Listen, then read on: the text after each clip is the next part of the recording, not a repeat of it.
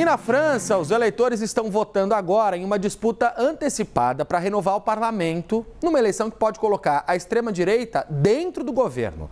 Emmanuel Macron e Marine Le Pen já foram às urnas, já deram um voto deles. Os detalhes a Priscila Asbeck vai trazer ao vivo para a gente. A Priscila que está lá em Paris, a gente já sabe, está na frente de um desses locais de votação, que tem inclusive o lema da França atrás ali, né? Liberté, égalité, fraternité. E o que os analistas dizem, Priscila, muitas dúvidas sobre a continuidade de tradições históricas da França, né? Porque, de certa forma, essa movimentação de Emmanuel Macron foi inusitada, pegou de surpresa até mesmo alguns dos aliados dele, que não esperavam que ele fosse fazer uma manobra tão arriscada. E eu queria que você contasse para a gente qual que é a expectativa para o resultado dessa eleição na França e como é que isso pode impactar o futuro de Emmanuel Macron. Isso mesmo, Pedro. Então foi uma aposta, foi vista como uma aposta ou como a gente pode falar, uma expressão do pôquer, foi um all-in que Macron deu para tentar relançar o seu governo. Então isso aconteceu no dia 9 de junho, quando aconteceram as eleições europeias, as eleições ao Parlamento Europeu, e o partido de Emmanuel Macron, ou o grupo que representa o partido de Emmanuel Macron nas eleições europeias, ficou com 15% dos votos contra 30% dos votos do grupo que representa o partido da líder de extrema-direita, Marine Le Pen. Então foi uma derrota histórica para o partido de Macron. Depois disso, no mesmo dia dos resultados das eleições europeias, ele resolveu dissolver a Assembleia Nacional, que é a Câmara Baixa do Parlamento francês, o equivalente à nossa Câmara dos Deputados no Brasil. Depois disso, começou uma análise muito forte sobre por que Macron tinha feito isso, e a análise preponderante foi de que ele tinha feito isso justamente para ver se ele conseguia reverter a perda de popularidade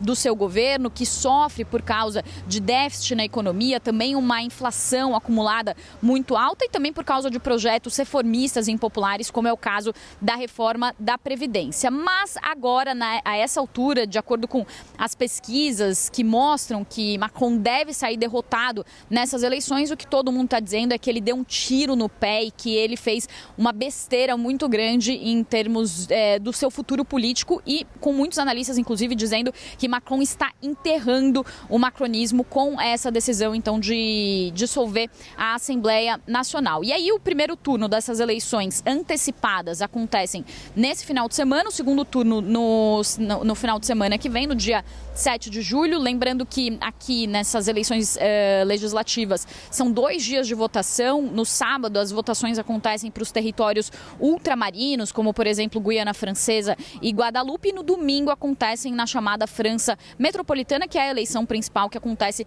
aqui na França. Os resultados vão sair a partir das 8 horas da noite aqui do horário local, 3 horas da tarde do horário de Brasília, e o que as sondagens mais recentes mostram, Pedro, é que 32% dos eleitores devem votar no União Nacional, que é o partido de Marine Le Pen, 27,5% devem votar na Nova Frente Popular, que é uma reunião de 4 partidos de esquerda que se uniram para tentar frear essa ascensão do partido de Marine Le Pen e da extrema-direita, e o partido de Macron deve sair derrotado. As pesquisas mostram que ele tem 20% das intenções de voto. Falando um pouco sobre como funcionam as eleições aqui e o que está em jogo em relação à Assembleia Nacional. São 577 cadeiras dentro da Assembleia Nacional. Dessas 577 cadeiras, é uma cadeira para cada distrito francês, e isso representa também os distritos ultramarinos, esses territórios franceses ultramarinos que não ficam exatamente aqui no continente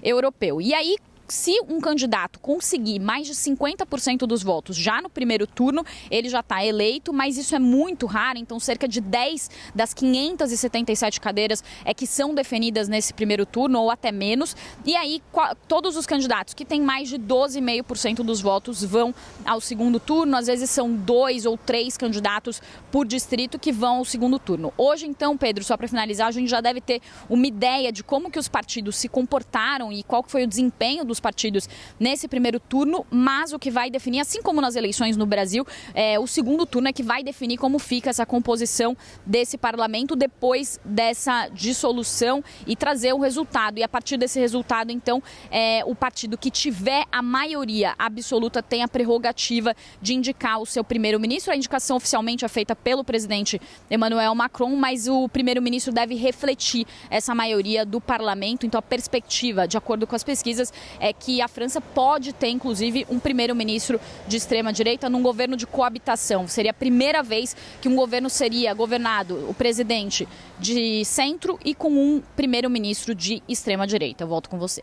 Já pensando que esse é um cenário provável, Priscila, pelo que você acompanha na política francesa, o que a gente pode esperar de pautas da extrema-direita, dessa agenda da extrema-direita, que pode se converter em realidade com essa mudança no parlamento? Quais são os temas que são mais caros para Marine Le Pen e que esses eventuais parlamentares da extrema-direita podem trazer para dentro do governo de Emmanuel Macron? Então, as principais propostas giram em torno do chamado pouvoir d'achat, que é o poder de compra aqui na França, que é a inflação.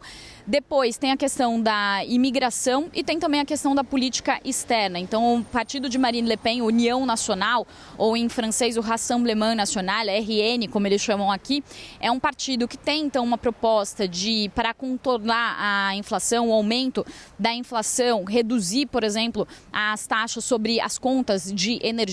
Essa é uma das principais propostas aí em termos de economia. Eles também têm propostas em relação à imigração, de restringir a imigração ilegal, então endurecer a entrada de imigrantes, mas também facilitar a expulsão desses imigrantes ilegais aqui na França. Eles também têm uma proposta de política externa, de manter o apoio à Ucrânia, mas de certa forma, ou não um apoio da forma como o Macron vem fazendo, já que esses partidos de extrema-direita eles têm aquela proposta nacionalista, que nem, por exemplo, Donald Trump nos Estados Unidos, que tem aquele slogan, o America First.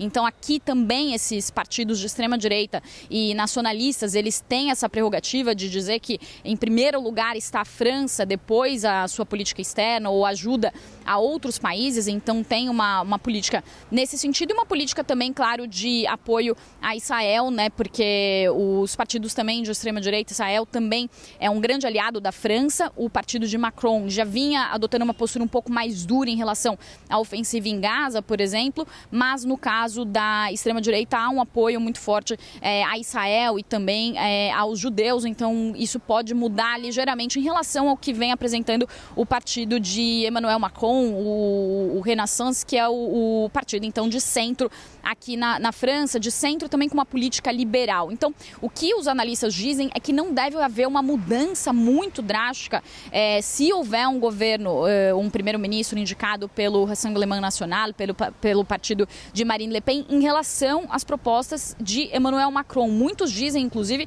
que o governo de Emmanuel Macron foi um governo que foi muito mais à direita do que ao centro e falam que não deve haver grandes mudanças em relação à extrema-direita. Também há uma importante observação a ser feita sobre o partido de Marine Le Pen, União Nacional, que é o fato de que o partido está tentando suavizar um pouco a sua imagem. Marine Le Pen já concorreu a 3 eleições presidenciais, não conseguiu ser eleita anteriormente e agora o partido vem tentando rejuvenescer a sua imagem, suavizar a sua imagem e tem feito isso, inclusive, com a liderança de Jordan Bardella, que é um jovem de 28 anos que venceu as eleições europeias aqui na França, ele que representou o partido de Marine Le Pen e que Marine Le Pen já disse que deve ser o indicado do seu partido para ser o primeiro-ministro. Ele que tenta tirar um pouco da imagem fascista, inclusive, do partido fundado pelo pai de Marine Le Pen, Jean-Marie Le Pen, que inclusive chegou a mudar o seu nome para tentar trazer uma imagem mais jovem, mas essa reformulação, digamos, do partido, ela veio de uma forma mais forte depois